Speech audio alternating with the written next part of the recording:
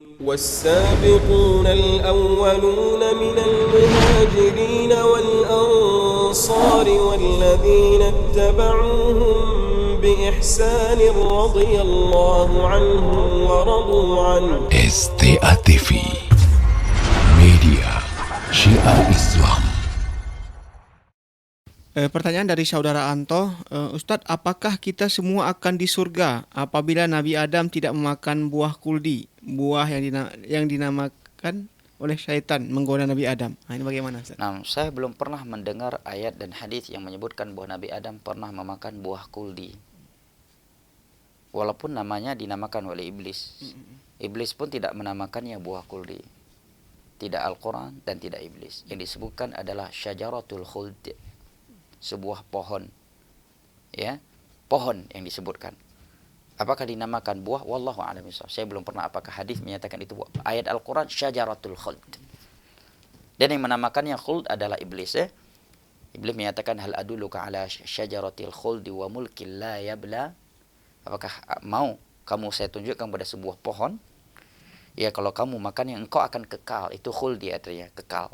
Ya, dan kekuasaanmu enggak akan pernah sirna. Baik, apakah andai kata Nabi Adam tidak dikeluarkan dari Adam, maka kita akan di dalam surga?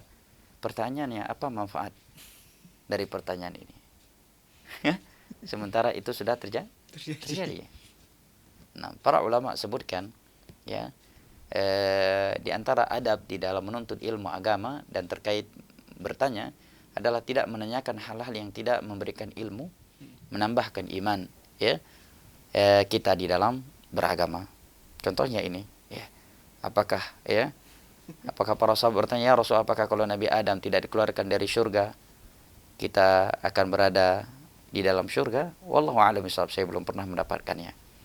Nah, dan jawabannya pun tidak penting andai kata diberikan. Kenapa? Karena itu sudah terjadi. Ya, yang jelas ada riwayat begini, Nabi Adam dengan Nabi Musa alaihissalam ketika pernah berdialog sebagaimana yang disebutkan oleh Nabi SAW, seingat saya dalam Sahihul Bukhari, dan Allah Maha Kuasa mempertemukan ruh mereka, atau Allah mempertemukan mereka bahwa Nabi Musa menyatakan, andai kata engkau tidak memaksiati Allah Jalla wa'ala, tentunya kami tidak berada di bumi ini. Maka Nabi Adam alaihi salam menjawab, atalumuni, apakah engkau mencelaku dengan suatu yang itu telah ditakdirkan oleh Allah kepadaku? Kemudian Nabi menyatakan, fahajja Adamu Musa.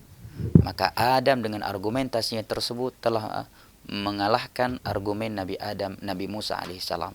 Beliau menyatakan itu takdir yang Allah takdirkan kepadaku, dan beliau pun telah bertobat darinya. Ini yang anak ketahui.